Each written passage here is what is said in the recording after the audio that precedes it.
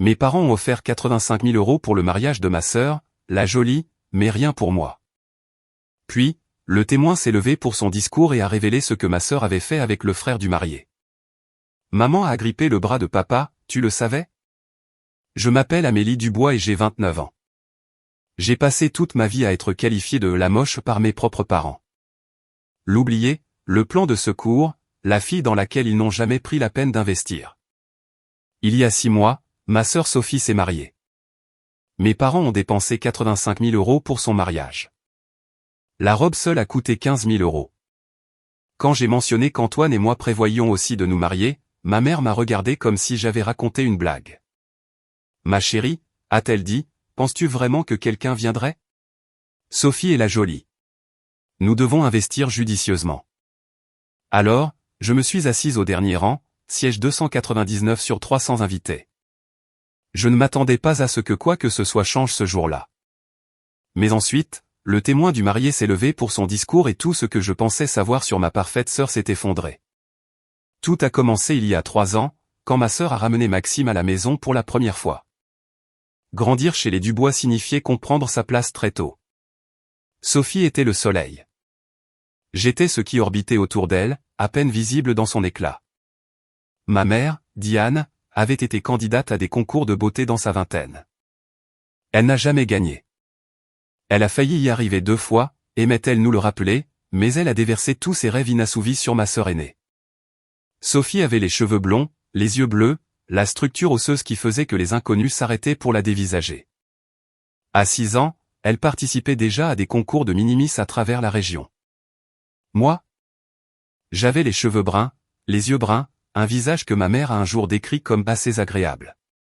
Tu es jolie à ta manière, me disait-elle en lissant mes cheveux, tandis que ses yeux dérivaient vers Sophie qui s'entraînait à saluer dans le miroir. Tout le monde n'a pas besoin d'être belle.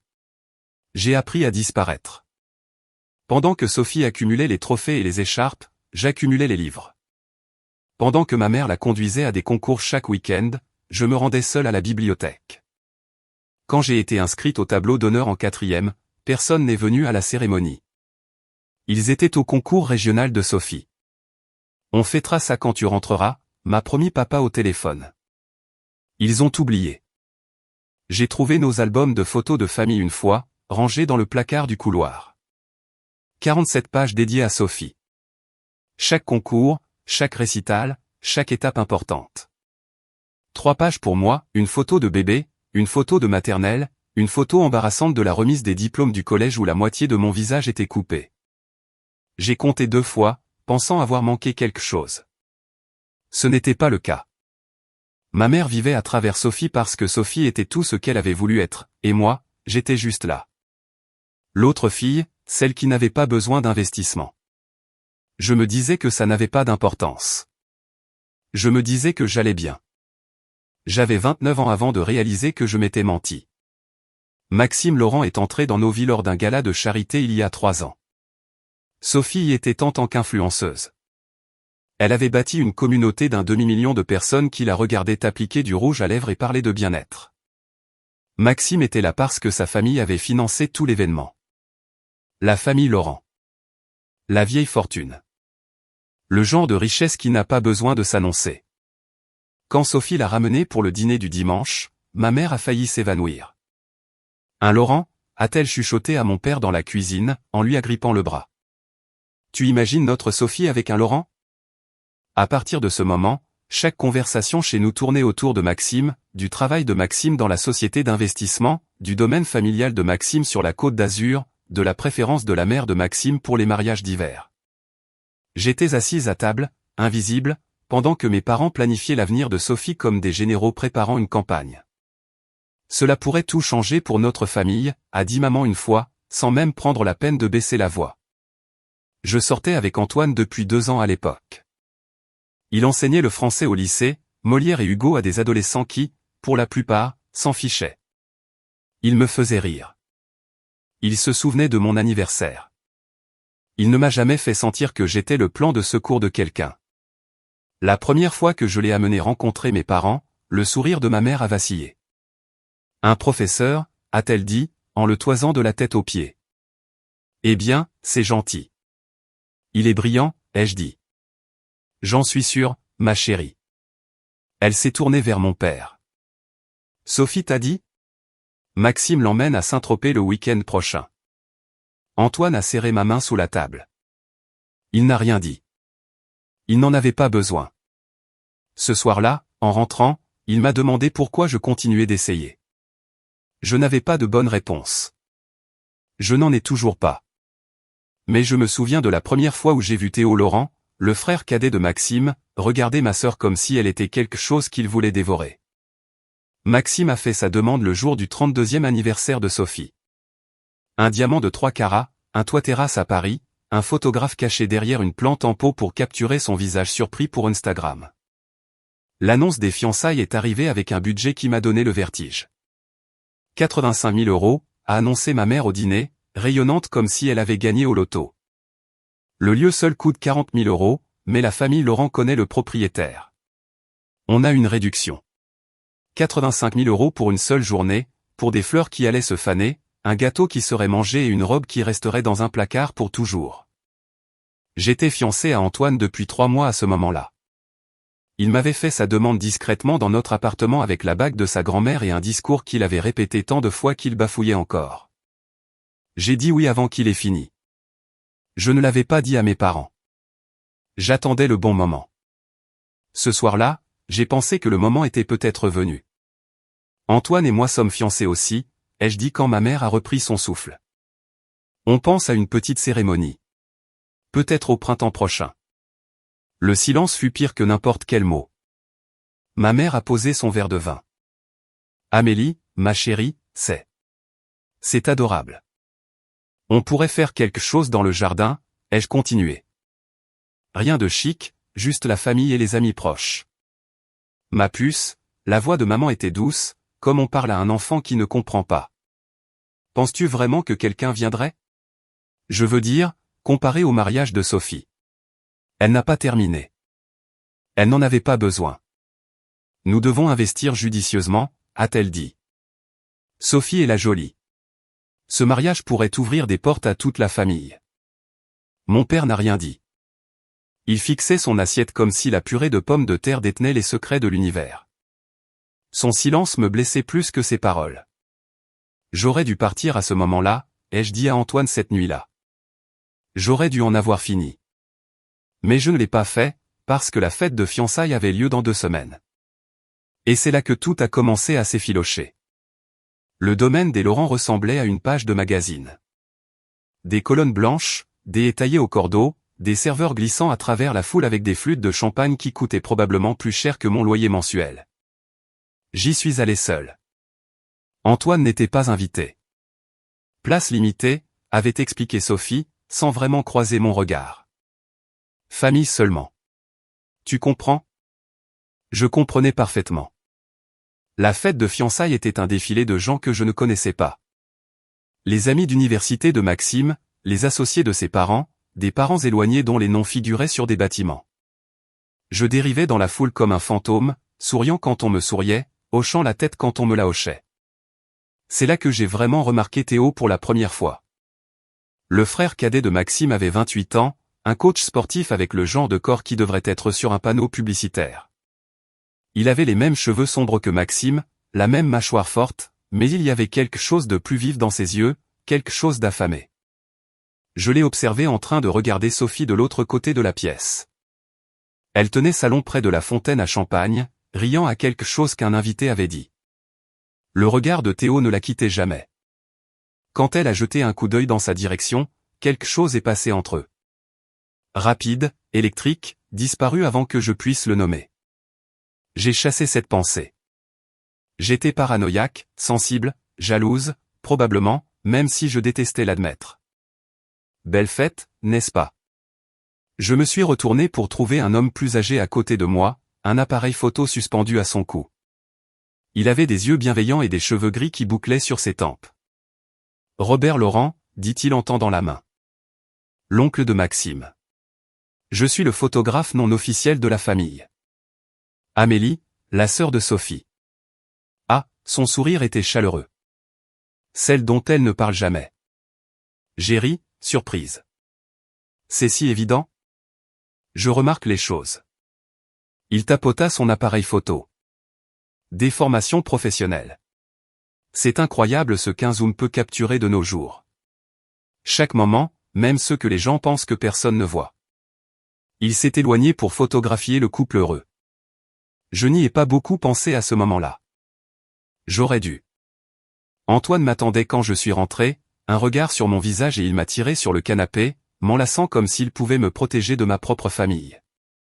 Tu n'as pas à continuer à faire ça, dit-il doucement. Faire quoi? Essayer avec eux. Il s'est reculé pour me regarder. Amélie, ça fait 2 ans que je les vois te traiter comme une option secondaire. Chaque dîner, chaque fête. Tu mérites mieux. C'est ma famille.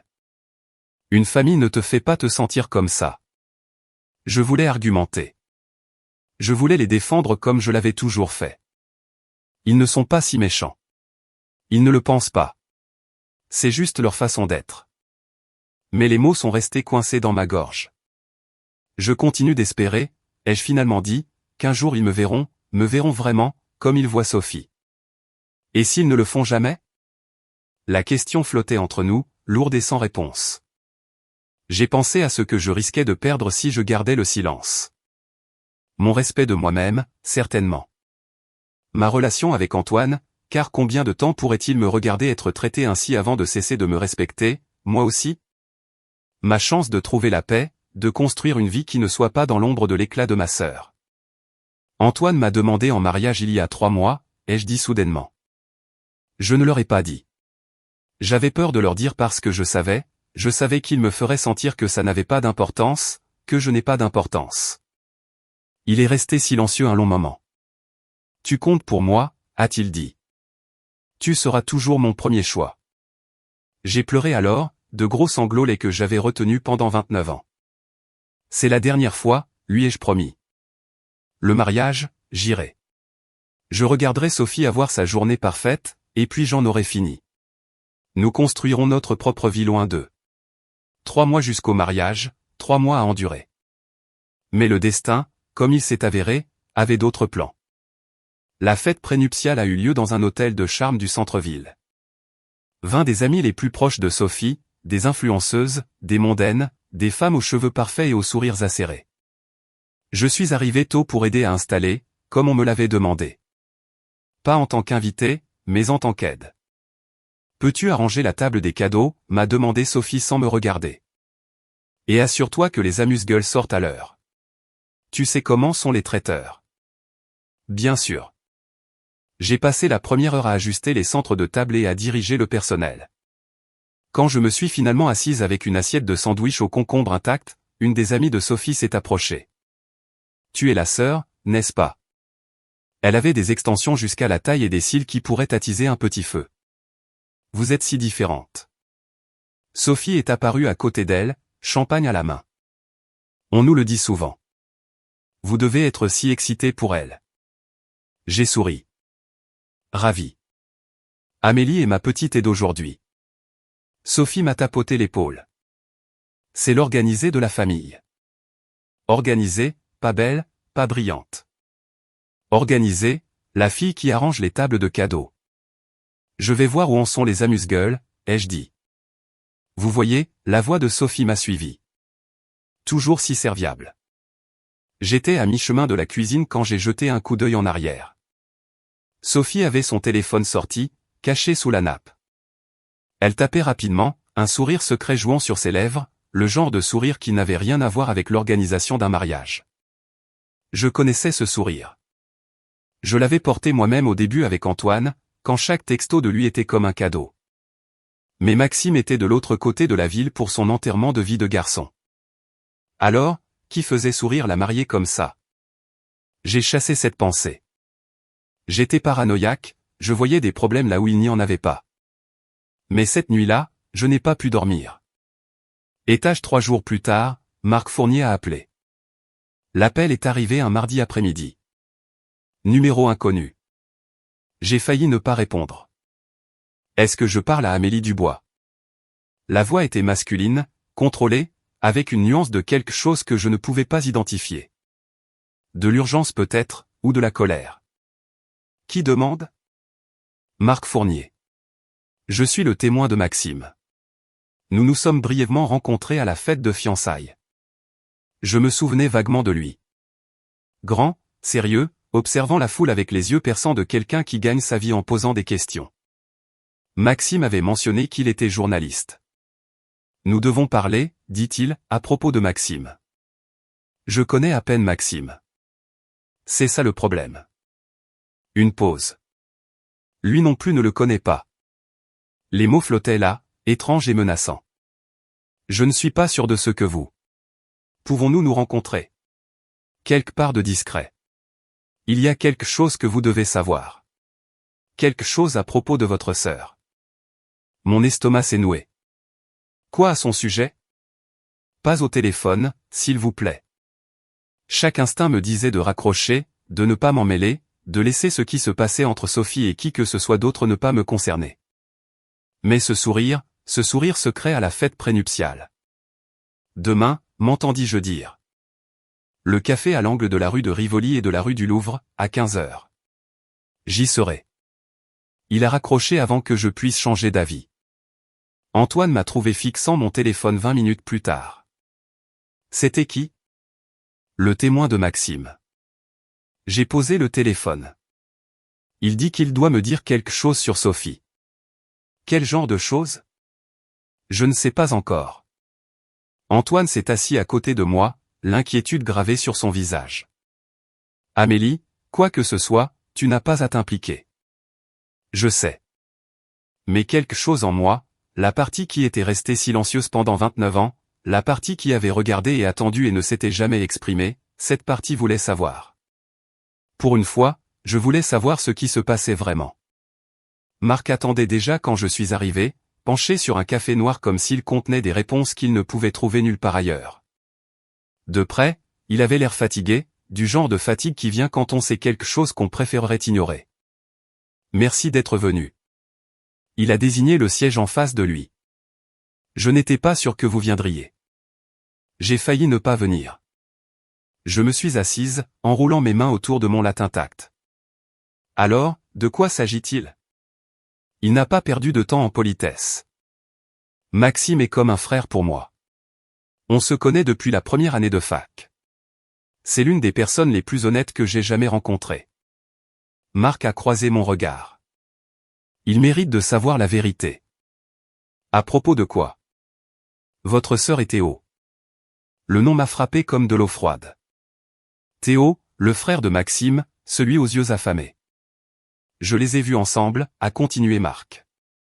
À la fête de fiançailles, dans un restaurant il y a 2 semaines. Le mois dernier, j'ai vu Sophie quitter l'immeuble de Théo à 2 heures du matin. Ça ne veut rien dire. Je sais ce que j'ai vu. J'ai pensé au sourire secret de Sophie, à la façon dont Théo l'avait regardé de l'autre côté de la pièce. Pourquoi me dites-vous ça? Parce que Maxime ne m'écoutera pas. Il pense que je suis paranoïaque, surprotecteur. Marc s'est penché en avant. Mais vous êtes sa sœur. Vous avez peut-être remarqué quelque chose. N'importe quoi. La fête prénuptiale, le téléphone caché, le texto qu'il avait fait rayonner. Je ne sais rien de certain, dis-je prudemment. Mais vous avez vu quelque chose. J'ai hésité. Peut-être. Alors aidez-moi. Sa voix s'est légèrement brisée. Aidez-moi à le sauver d'épouser quelqu'un qui lui ment. J'aurais dû dire non. J'aurais dû partir. Laisser les cartes tomber où elles le devaient. Au lieu de ça, j'ai demandé, qu'est-ce que vous prévoyez de faire exactement? Tout ce qu'il faudra. Le mariage était dans 8 semaines, et je venais de mettre le pied dans quelque chose dont je ne pouvais plus sortir. Le dîner de répétition a eu lieu dans un salon privé de l'un des plus anciens restaurants de la ville. Boiserie sombre, lustre en cristal, le genre d'élégance discrète qui chuchotait la vieille fortune. J'étais assise au bout de la table entre 2 tantes âgées de Maxime, qui n'arrêtaient pas d'oublier mon nom. Pendant une accalmie entre les plats, je me suis excusé et j'ai erré vers le fond de la pièce où Robert Laurent se tenait seul, faisant défiler les photos sur son appareil. Vous faites de belles prises, ai-je demandé. Il a levé les yeux, surpris, puis a souri. Amélie, la sœur invisible. Vous vous en souvenez. Je vous ai dit que je remarquais les choses. Il a tourné l'appareil vers moi, montrant l'écran LCD. Vous voulez voir? Il a cliqué sur des dizaines d'images. Sophie riant avec Maxime, mes parents rayonnants, des toasts au champagne et des gros plans à la lueur des bougies. Puis il s'est arrêté sur une photo. Le sourire a disparu de son visage, sa mâchoire s'est crispée presque imperceptiblement. Quelque chose ne va pas, ai-je demandé. Certains moments ne devraient pas être capturés, a-t-il marmonné, plus pour lui-même que pour moi. Il a cliqué pour passer à la suivante avant que je puisse voir, mais j'ai eu un aperçu. 2 silhouettes blotties dans ce qui semblait être un coin ombragé. Proche. Trop proche. Oncle Robert. La voix de Maxime a traversé la pièce. Viens prendre une photo de nous avec papa et maman. Robert a forcé un sourire. Le devoir m'appelle. Il est parti, mais ces mots résonnaient dans ma tête. Certains moments ne devraient pas être capturés. J'ai trouvé Marc de l'autre côté de la pièce, en pleine conversation avec l'un des garçons d'honneur. Nos regards se sont croisés brièvement. Il m'a fait un signe de tête presque imperceptible. Plus tard, en marchant vers ma voiture, mon téléphone a vibré. Marc. Robert a vu quelque chose. J'en suis sûr. J'essaie de le faire parler. J'ai fixé le message pendant un long moment. Quoi qu'il se passe, c'était plus grand que des soupçons et des regards maintenant. Il y avait une preuve quelque part, et quelqu'un allait la trouver. Une semaine avant le mariage, Marc a de nouveau appelé. Je l'ai, dit-il sans préambule. Tout ce dont nous avons besoin. Mon cœur battait la chamade contre mes côtes. Que veux-tu dire par tout? Robert a coopéré.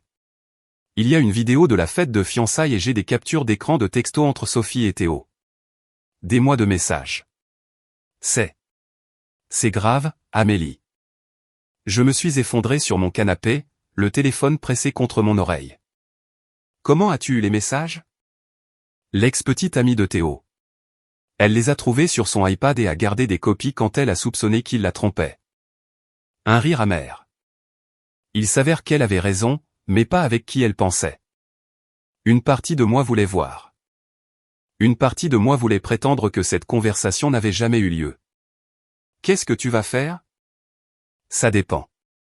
Marc a fait une pause. Veux-tu que j'arrête ça? Je peux aller voir Maxime ce soir. Tout lui montrer. Le mariage n'aura pas lieu. J'ai fermé les yeux, imaginant les retombées, les visages de mes parents, la rage de Sophie, les accusations qui finiraient inévitablement par retomber sur moi. Non, ai-je finalement dit. Ne montre rien à Maxime.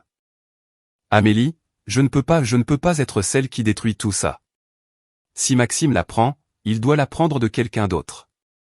Je ne peux pas être la sœur jalouse qui a tout gâché. Un silence s'est étiré entre nous. Je comprends, dit Marc doucement. Mais je ne peux pas le laisser l'épouser. Alors fais ce que tu as à faire, mais laisse-moi en dehors de ça. Tu es sûr? J'en suis sûr. Quand nous avons raccroché, mes mains tremblaient. Antoine m'a trouvé assise dans le noir 1 heure plus tard. Quoi qu'il se passe, dit-il en me serrant contre lui, ce n'est pas ta responsabilité. Il avait raison. Mais le mariage était dans 7 jours, et quoi que Marc prépare, j'étais sur le point d'y assister. D'accord, je dois faire une pause ici 1 seconde. Si vous regardez ça et que vous vous dites, impossible. Ça ne peut pas être réel. Croyez-moi, je ressentais la même chose. Je n'arrêtais pas d'espérer que je me trompais sur tout. Que Marc se trompait. Si vous êtes investi dans ce qui va suivre, veuillez prendre un moment pour liker et vous abonner. Votre soutien compte plus que vous ne l'imaginez. Maintenant, laissez-moi vous raconter ce qui s'est passé au mariage, car c'est là que tout a changé. Le matin du mariage de Sophie s'est levé gris et humide, le genre de temps qui fait friser les cheveux et rend les photographes nerveux. Vers midi, les nuages s'étaient juste assez dissipés pour laisser passer une pâle lumière du soleil. Parfait, disait tout le monde, pour les photos. Le domaine de Valmont s'étendait sur 5 hectares de terrains entretenus. Sa grande salle de bal était conçue pour accueillir 400 invités confortablement. Aujourd'hui, elle accueillerait 300 personnes venues assister à l'union de Sophie Dubois et Maxime Laurent. Je suis venu seul. Antoine avait proposé de me conduire, d'attendre sur le parking, d'être là quand j'aurais besoin de partir. Mais son nom ne figurait sur aucune invitation. Place limitée, avait de nouveau expliqué Sophie, sa voix tendue d'insincérité. Mon petit ami depuis 2 ans ne valait pas une chaise pliante. J'ai trouvé ma place au fond de la salle de bal, presque contre le mur. Rangée 15, siège 23. 299e invité sur 300.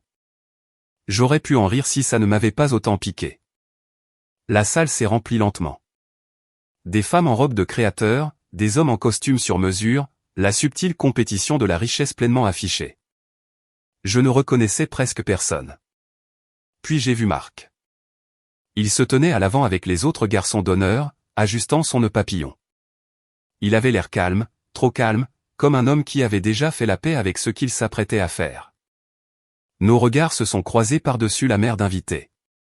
Il a hoché la tête une fois, presque imperceptiblement. Mon estomac s'est serré. Théo était aussi dans la file des garçons d'honneur. 3e en partant de la gauche. Même d'ici, je pouvais voir la sueur perler sur son front. Sa cravate semblait trop serrée.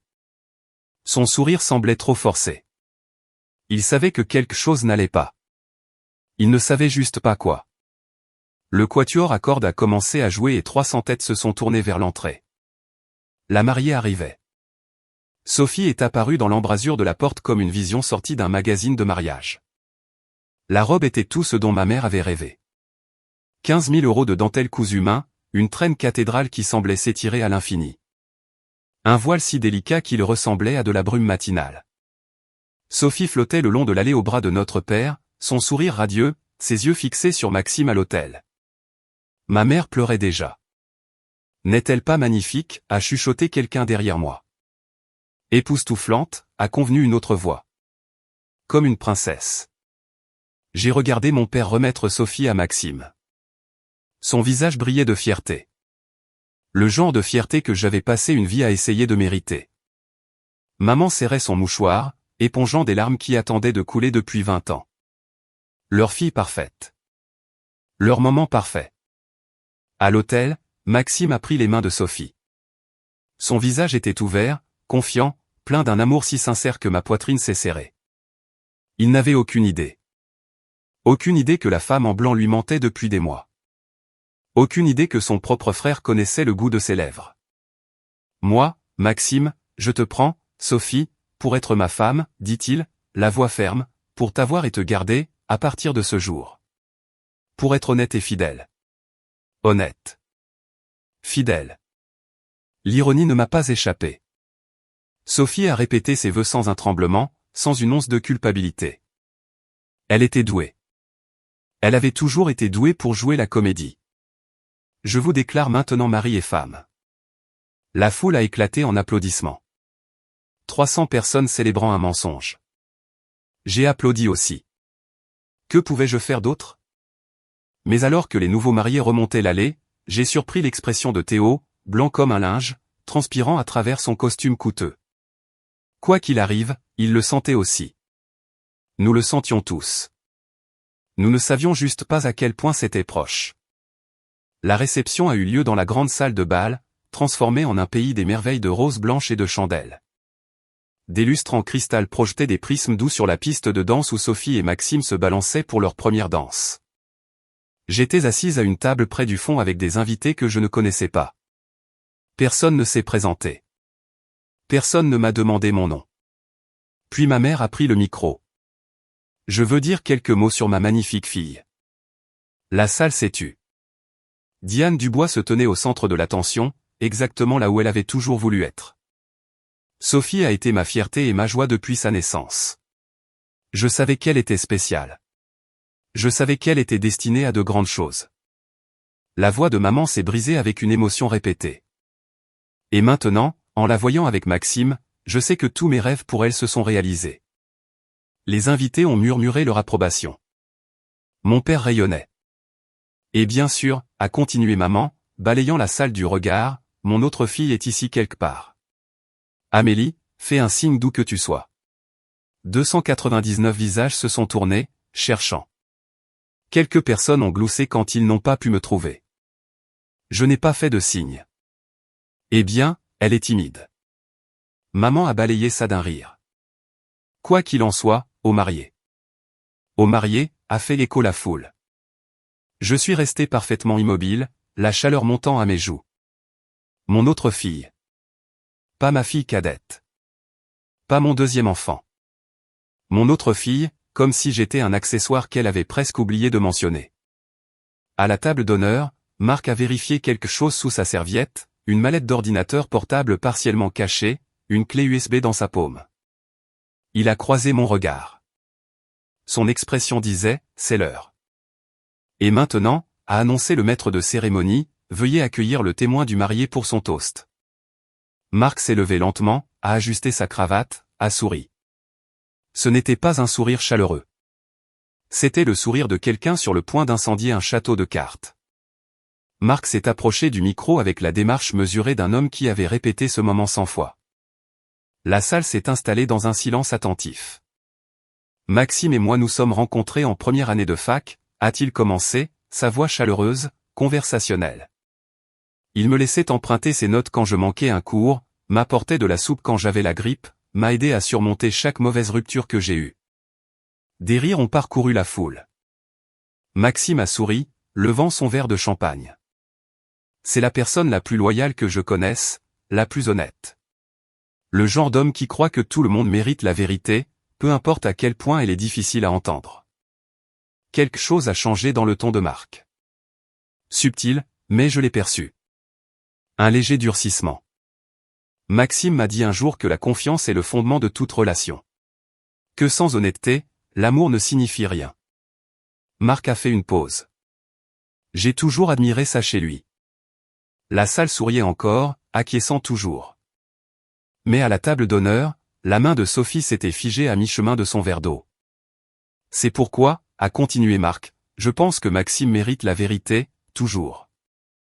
Maxime a ri nerveusement. Tu deviens un peu sérieux là, mon pote. Je suis sérieux. Les yeux de Marc se sont fixés sur ceux du marié, d'un sérieux de mort. Silence. Le quatuor à cordes avait cessé de jouer. Les serveurs se sont immobilisés en plein mouvement. 300 personnes ont retenu leur souffle sans savoir pourquoi. J'ai hésité à faire ça, a dit Marc, sa voix portant jusqu'au moindre recoin de la pièce. Pendant des semaines, je me suis demandé si c'était ma place, si je devais juste laisser les choses se faire. Il a regardé Sophie, puis Théo, dont le visage était devenu couleur de l'écaillé. Mais Maxime est mon frère dans tous les sens du terme, et il mérite de savoir avec qui il s'est marié. Le sourire de ma mère s'était figé. Le verre de champagne de mon père était suspendu en l'air. Avant de finir, a dit Marc, je pense que tout le monde mérite de voir à quoi ressemble le véritable amour. L'écran géant derrière la table d'honneur a scintillé. Au début, j'ai cru que ça faisait partie du diaporama prévu. Des photos de Maxime et Sophie, leur histoire d'amour en images.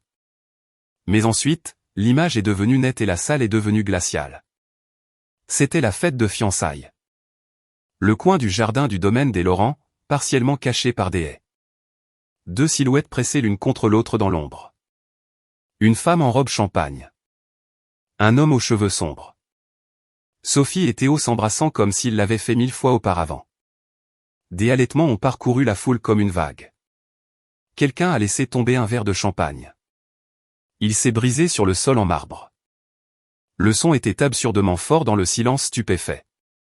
Qu'est-ce que c'est que ça? La voix de Maxime est sortie étranglée, méconnaissable. La vidéo a changé. Des captures d'écran maintenant, des messages textes agrandis pour que les 300 invités puissent les lire. Théo, je n'arrête pas de penser à la nuit dernière.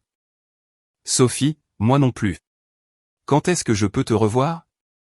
Théo, c'est de la folie. C'est mon frère. Sophie, il n'a pas besoin de savoir. Personne n'a besoin de savoir.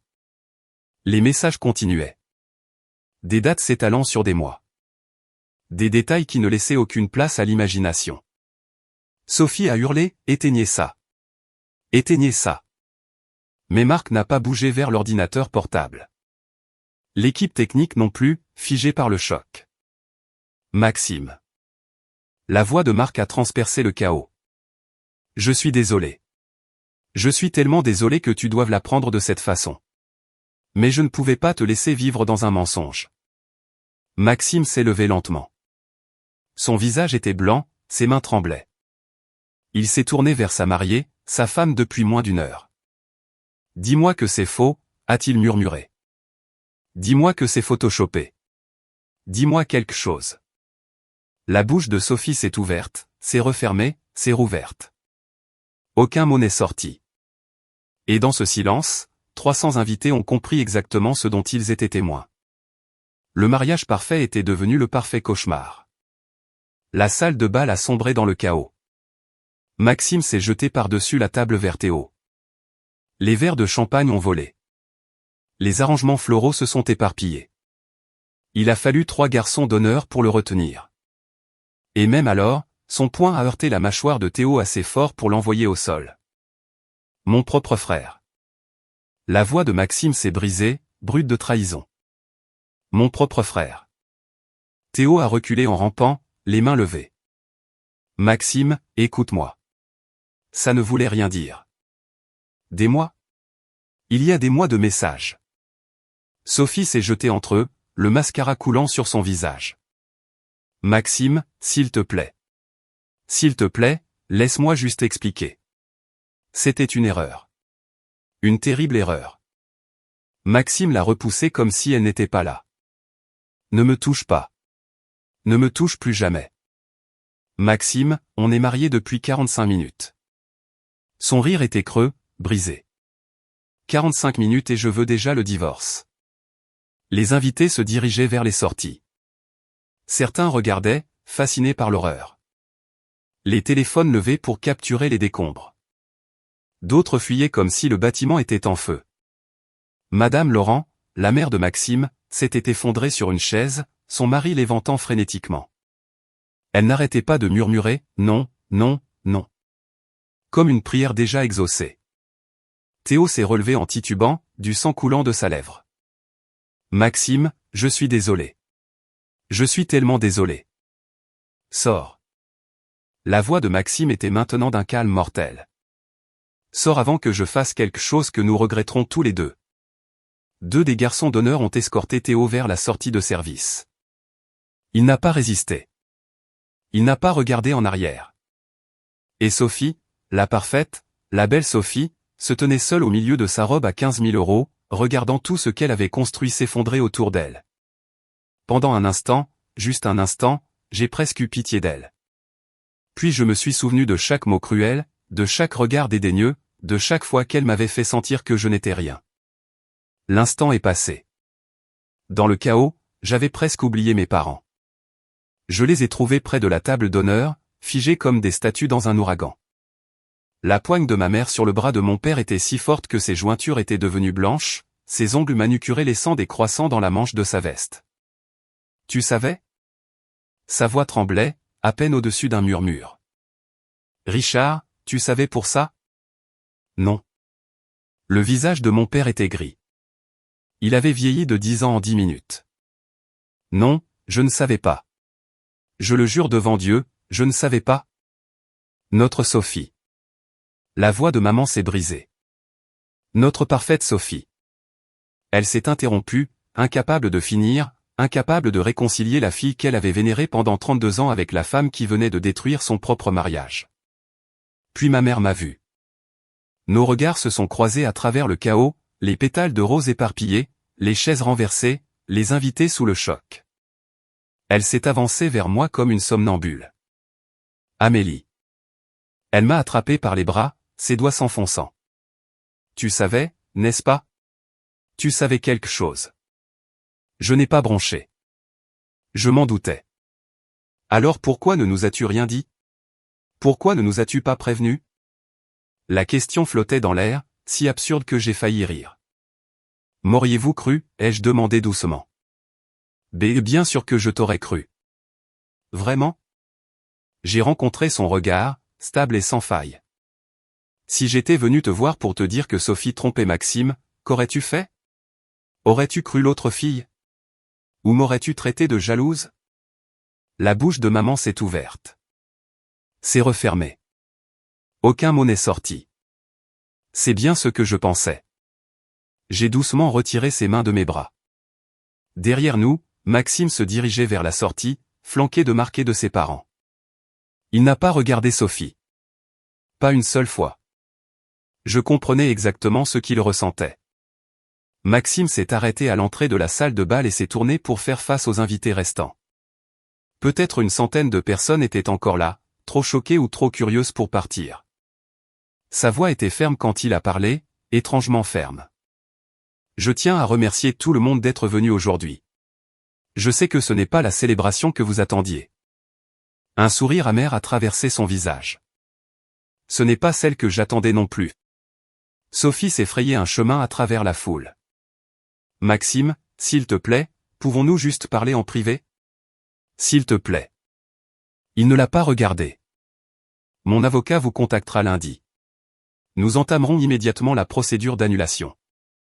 Annulation? Maxime, tu ne peux pas. Je peux, et je le ferai. Finalement, il s'est tourné pour lui faire face. Tu as eu des mois pour me dire la vérité. Des mois. Au lieu de ça, tu m'as laissé me tenir à cet hôtel et prononcer des vœux que tu savais être une blague. Ce n'était pas une blague pour moi. Tu couchais avec mon frère.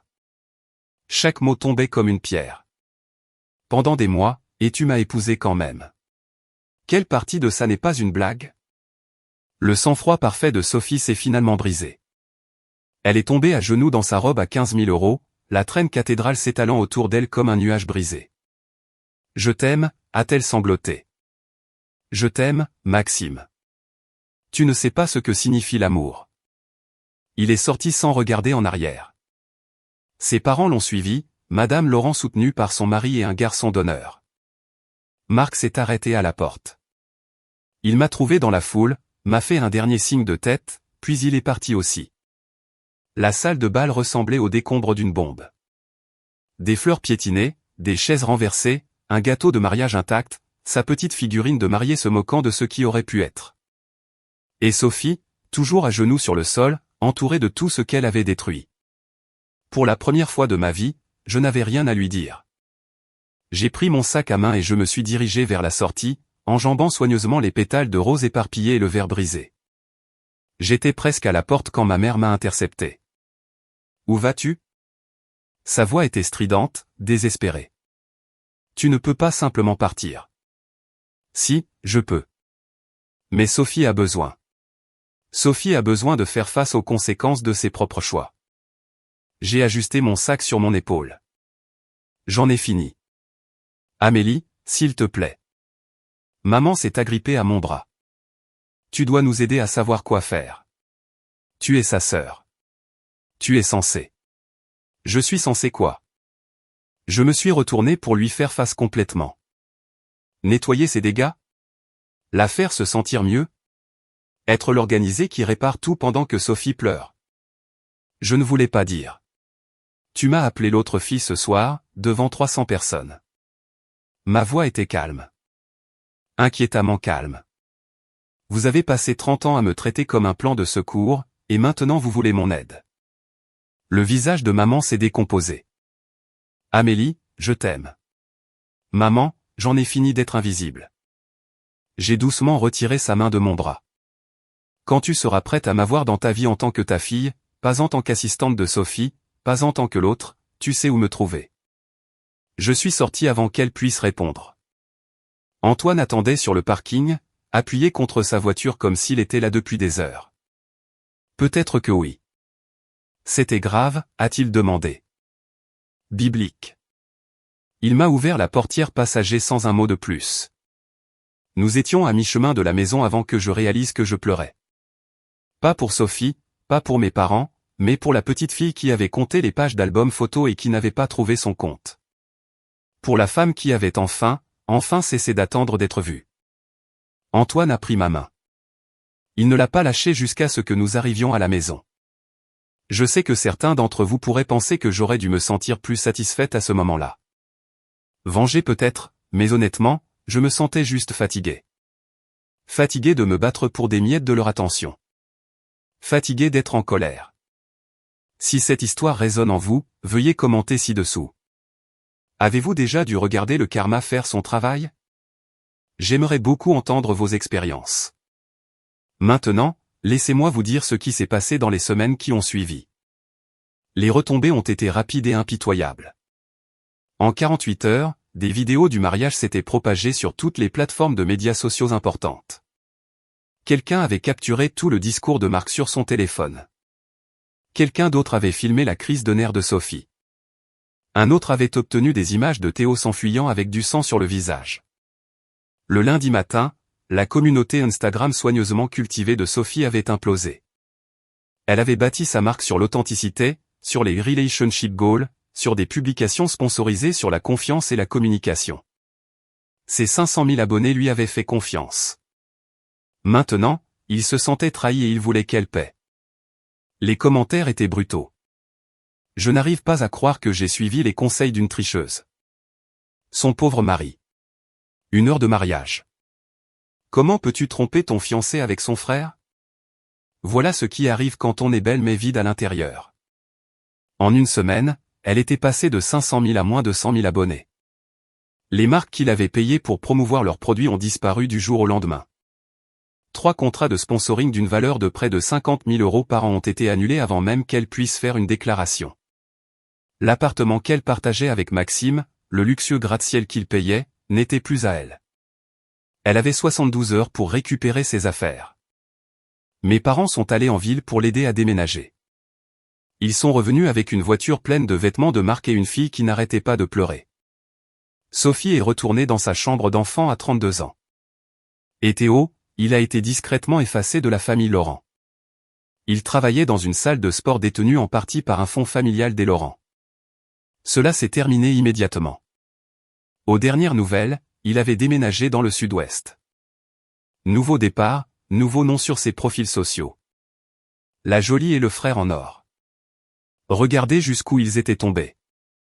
2 semaines après le mariage, ma mère a appelé. J'ai failli ne pas répondre, mais quelque chose en moi, la partie qui n'avait jamais complètement perdu espoir, m'a fait accepter. Amélie. Sa voix semblait différente, plus petite. J'ai besoin de te parler. À propos de quoi? Une longue pause. J'ai beaucoup réfléchi. À propos de Sophie. À propos de tout. J'ai attendu. Je ne l'ai pas vue. Elle a continué, sa voix se brisant. Toutes ces années, je n'ai pas vu qui elle était vraiment. J'étais tellement concentré sur sa beauté, son succès, son potentiel. J'ai manqué tout ce qui comptait. Maman. Laisse-moi finir. Une respiration tremblante. Je suis désolé de ne pas avoir vu la vraie Sophie. Je suis désolé de lui avoir fait confiance alors que je n'aurais pas dû. J'ai remarqué ce qu'elle ne disait pas. Et j'ai incité doucement. Et quoi? Tu es désolé de ne pas avoir vu Sophie clairement? Et moi? Es-tu désolé de la façon dont tu m'as traité pendant 30 ans? Silence. Je n'essayais pas de te faire de mal, Amélie. Je pensais juste que Sophie avait besoin de plus. Plus de quoi? Plus d'amour? Plus d'attention? Plus de mariage à 85 000 €? Ce n'est pas juste. Me traiter des autres filles devant 300 personnes non plus. Je l'ai entendu pleurer à l'autre bout du fil. Une partie de moi voulait la réconforter. Une plus grande partie refusait. Quand tu seras prête à t'excuser pour la façon dont tu m'as traité, pas seulement pour avoir fait confiance à Sophie, rappelle-moi. J'ai raccroché. 3 heures plus tard, un texto de mon père. Je suis désolé pour tout. Pas seulement pour ça. Ce n'était pas suffisant. Mais c'était la première fois qu'il le reconnaissait. Peut-être y avait-il de l'espoir. Peut-être pas. Quoi qu'il en soit, je n'allais plus attendre pour le savoir. J'avais ma propre vie à construire. Antoine et moi avons fixé une date. Pas un lieu comme le domaine de Valmont. Pas une liste d'invités de 300 inconnus. Pas une robe à 15 000 € ou une fontaine à champagne ou un quatuor à cordes. Juste un jardin, un officiant, 30 personnes qui nous aimaient vraiment. Tu es sûr de ça? A demandé Antoine, en me regardant adresser des invitations à notre table de cuisine. On pourrait faire quelque chose de plus grand. Un restaurant, peut-être un parc. J'en suis sûr, j'ai scellé une autre enveloppe. J'ai passé toute ma vie à regarder mes parents tout investir dans les moments parfaits de Sophie. Je n'ai pas besoin de perfection, j'ai besoin de réalité. Il m'a embrassé sur le front. Est-ce que j'ai mentionné une ou deux fois que je t'aime? Eh bien, voilà encore. Le travail allait bien aussi. L'entreprise d'événementiel à laquelle j'avais donné 6 ans de ma vie a finalement reconnu ce que je pouvais faire. 3 mois après le mariage de Sophie, j'ai été promue coordinatrice d'événements seniors. Plus de responsabilités, un meilleur salaire. Un bureau d'angle avec des fenêtres. Personne ne me l'a donné. Je l'ai mérité. Marc est resté en contact. Il s'était inquiété après le mariage que je lui en veuille pour le chaos. Ce n'était pas le cas. Maxime méritait la vérité et Marc la lui avait donnée. Parfois, l'amitié signifie dire aux gens ce qu'ils ne veulent pas entendre. Maxime lui-même se remettait lentement. L'annulation s'est faite sans contestation. Sophie n'avait aucune base pour la contester. La dernière fois que Marc m'en a parlé, Maxime sortait à nouveau avec quelqu'un. Rien de sérieux, juste apprendre à faire confiance à nouveau. Il a demandé de tes nouvelles, a mentionné Marc lors d'un de nos appels. Il voulait que je te dise qu'il est reconnaissant de ne pas avoir prévenu Sophie, d'avoir laissé la vérité éclater. Je n'ai rien fait. Parfois, c'est exactement ce qu'il faut. 3 mois de passé, une vie à venir, et pour la première fois, je la construisais pour moi-même. Le texto est arrivé 2 mois après le mariage. On peut parler? J'ai besoin de ma sœur. J'ai fixé mon téléphone pendant un long moment. Antoine corrigeait des copies à la table de la cuisine, ses lunettes glissant sur son nez, un stylo rouge à la main. Normal, calme, sûr. Sophie, ai-je dit. Il a levé les yeux. Qu'est-ce qu'elle veut? Parler. Tu veux y aller? Est-ce que je le voulais? J'avais passé 2 mois dans un silence bienheureux. Pas de drame familial, pas de comparaison, pas de sentiment de ne pas être assez. Une partie de moi voulait que ça reste comme ça pour toujours. Mais une autre partie, celle qui se souvenait encore de tresser les cheveux de Sophie quand nous étions petites, de partager des secrets sous les couvertures, d'être sœurs avant d'être rivales, cette partie n'était pas prête à lâcher complètement. Je pense que je dois le faire, ai-je finalement dit, pour tourner la page, si rien d'autre. J'ai répondu par texto, un café? Samedi? Lieu public. Pas de parents. Sa réponse est venue immédiatement. Merci. Merci beaucoup. Samedi est arrivé gris et bruineux. Je suis arrivé au café la première, j'ai commandé un latte, j'ai choisi une table près de la fenêtre d'où je pouvais regarder la pluie. Sophie est apparue 10 minutes en retard, ce qui était à l'heure pour elle. Mais la femme qui a franchi la porte n'était pas la sœur dont je me souvenais. Elle avait l'air plus mince, plus pâle. Les cheveux blonds qui avaient toujours été parfaitement coiffés pendaient sans vie autour de son visage. Pas de maquillage, pas de vêtements de marque, juste un jean et un pull qui avaient connu des jours meilleurs. Elle s'est glissée sur le siège en face de moi, les mains enroulées autour de son café intact comme si c'était une bouée de sauvetage. Merci de me rencontrer. Ne me remercie pas encore. J'ai gardé ma voix égale. Je n'ai pas décidé ce que je suis prête à te donner. Elle a tressailli, mais elle a hoché la tête. Je le mérite, a-t-elle dit doucement. Nous sommes restées assises là, 2 étrangères qui étaient autrefois sœurs, avec tout et rien entre nous.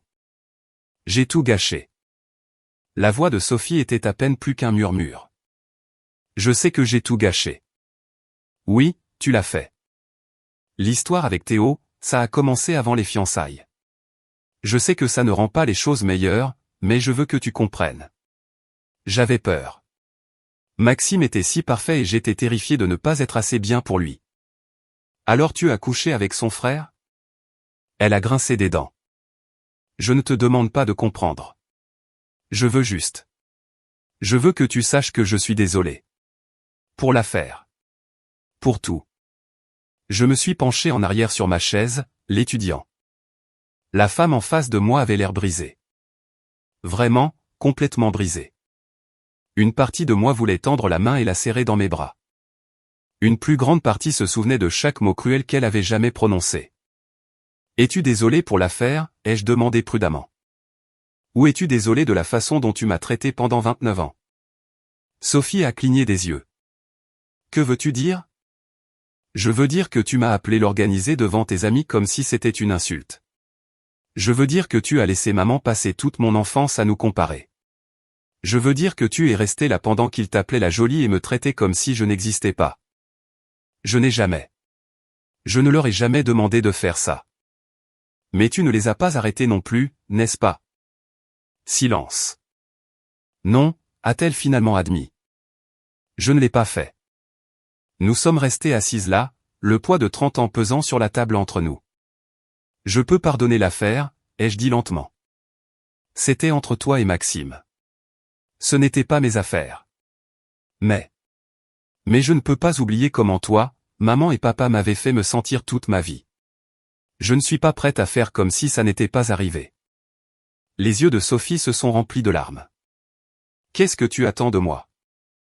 Je veux que tu me voies. Que tu me voies vraiment, pour une fois dans nos vies. Elle n'avait pas de réponse.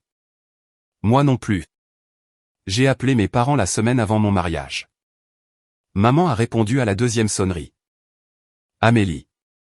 Sa voix était prudente, pleine d'espoir, la voix de quelqu'un qui attend la permission de revenir dans votre vie. Je me marie, ai-je dit. Samedi, 15 heures. Oh, ma chérie. Laisse-moi finir. J'ai pris une profonde inspiration. Ce sera petit. 30 personnes, dans le jardin des parents d'Antoine. Silence. Vous êtes invités, ai-je continué. Tous les deux. Mais j'ai besoin que vous compreniez quelque chose d'abord. N'importe quoi. Si vous venez en tant que mes parents. Pas en tant que les parents de Sophie qui ont une autre fille. Pas en tant que des gens qui auraient aimé investir dans quelqu'un d'autre. En tant que mes parents. Pouvez-vous faire ça? Plus de silence. J'ai entendu la voix de mon père en arrière-plan demandant ce que j'avais dit. Richard, a dit ma mère doucement. Amélie se marie. Un bruissement. Puis la voix de mon père, plus proche. On sera là, ma puce. Quoi que tu aies besoin. J'ai besoin que vous me voyiez, ai-je dit. C'est tout ce que j'ai toujours voulu. On te voit. La voix de papa s'est brisée. Je sais qu'on ne l'a pas toujours montré, mais on te voit. Maman est revenue au téléphone. Est-ce qu'on peut t'apporter un cadeau? Je sais qu'on n'a pas aidé à l'organisation, et je sais qu'on. Elle s'est arrêtée. A recommencer. Je sais que je n'ai pas été juste avec toi. J'essaie de faire mieux. C'est tout ce que je demande, ai-je dit. Juste d'essayer. Quand nous avons raccroché, Antoine m'observait depuis l'embrasure de la porte. Comment ça s'est passé? Ils viennent. J'ai souri, surprise de constater que c'était sincère. Ils viennent vraiment. Comment tu te sens? J'y ai réfléchi. Pleine d'espoir, terrifiée, mais surtout juste prête. Il a traversé la pièce et m'a prise dans ses bras. Tu vas être une mariée magnifique, a-t-il dit. Je vais être une vraie. C'est mieux. Le jour où j'ai épousé Antoine, il a plu. Pas une bruine polie comme le jour du mariage de Sophie. Une averse torrentielle qui a transformé le jardin en un champ de boue et nous a forcés tous les 35 sous une tente de location qui avait certainement connu des jours meilleurs. C'était parfait. Ma robe coûtait 300 € dans une boutique vintage du centre-ville. Mes fleurs étaient des fleurs des champs qu'Antoine avait cueillies près de la maison de ses parents. L'officiant était un ami de la famille qui n'arrêtait pas de mélanger ses notes et de nous faire rire. Et j'étais si heureuse. Mes parents étaient assis au deuxième rang, pas au premier, qui appartenait aux parents d'Antoine, les personnes qui m'avaient accueilli dans leur famille sans condition ni comparaison. Mais ils étaient là. Maman a pleuré pendant toute la cérémonie. Papa n'arrêtait pas de se racler la gorge et de cligner des yeux. Pour une fois, je pense qu'il pleurait pour moi. Marc est venu, amenant Maxime avec lui. Il avait l'air bien, plus léger qu'à son propre mariage désastreux, comme s'il avait enfin déposé quelque chose de lourd. Il m'a serré dans ses bras avant la cérémonie. Merci, a-t-il dit simplement. Pourquoi? De ne pas être comme elle. Sophie n'était pas là. Je ne l'avais pas invitée. Nous n'étions pas prêtes pour ça. Pas encore. Mais elle avait envoyé des fleurs et une carte. J'espère que c'est le premier jour de ton ils vécurent heureux. Tu le mérites. Ce n'était pas le pardon, mais c'était peut-être un début. Quand Antoine et moi avons prononcé nos vœux, je n'ai pas pensé au lieu qui n'était pas le domaine de Valmont ou à la robe qui n'était pas de Créateur. J'ai pensé aux 35 personnes qui étaient venues sous la pluie parce qu'elles nous aimaient. Je te choisis, a dit Antoine. Aujourd'hui et chaque jour qui suivra. Je pleurais trop pour répondre correctement, mais je pense qu'il a compris. Parfois, les gens me demandent si je déteste mes parents, si je déteste Sophie. La réponse est plus compliquée qu'un oui ou un non. J'ai passé 29 ans à attendre d'être vu. À attendre que ma mère me regarde comme elle regardait ma sœur. À attendre que mon père prenne la parole une seule fois pour dire que j'étais suffisante.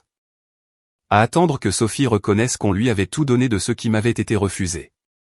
Voici ce que j'ai appris. Attendre que les autres vous valident est un jeu perdant. Vous pouvez passer toute votre vie à vous produire pour un public qui regarde quelqu'un d'autre. Ou vous pouvez construire votre propre scène.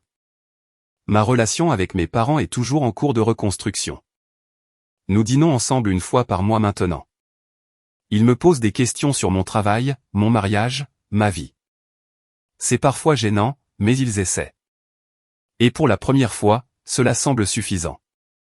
Sophie et moi nous envoyons des textos occasionnellement. Rien de profond, juste pour prendre des nouvelles. Les petites conversations hésitantes de personnes qui reconstruisent quelque chose à partir des décombres. Peut-être que nous ne serons jamais proches. Peut-être que ce n'est pas grave. Certaines blessures guérissent différemment des autres. Mais voici la chose que je veux que vous reteniez de cette histoire, si vous ne deviez en retenir qu'une, votre valeur n'est pas déterminée par qui vous aime le plus. Poser des limites n'est pas égoïste. C'est de la survie. Et parfois, la meilleure vengeance n'est pas la vengeance du tout. C'est simplement de bien vivre. Si vous êtes l'autre fille de quelqu'un, le plan de secours de quelqu'un, l'oublié de quelqu'un, sachez que vous méritez d'être le premier choix de quelqu'un.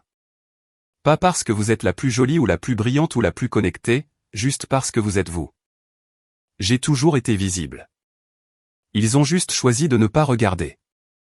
Maintenant, je construis une vie avec des gens qui me voient clairement. Et honnêtement, ça vaut plus que n'importe quel mariage à 85 000 €. Et voilà mon histoire.